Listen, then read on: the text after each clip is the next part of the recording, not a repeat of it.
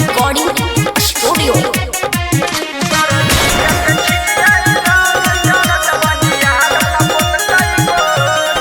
मधुबोहन के छियै डांग डांग अर्जुन मफियाला बोलतै कोन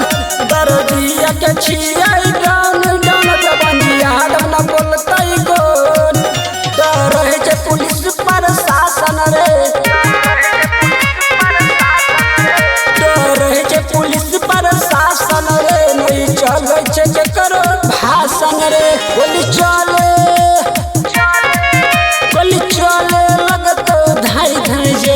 करतो एक फोन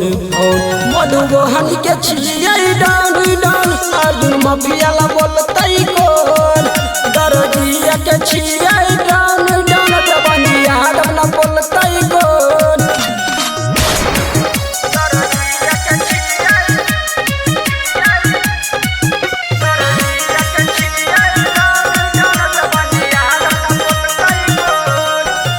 शेर के जैसा रंगदारी 38 जिला पर भारी शेर के जैसन कर रंगदारी 38 जिला पर भारी शेर के जैसन कर रंगदारी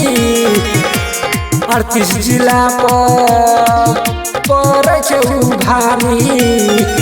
दुश्मन के न छोड़ जान जान न रखे करो गोली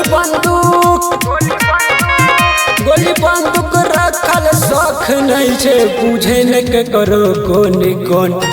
मधुबोहन के छियै डांग डांग अर्जुन मफियाला बोलतै कोन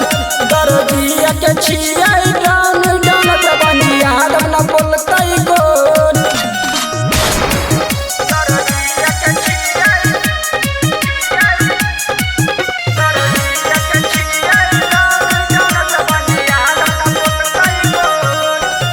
बचपन से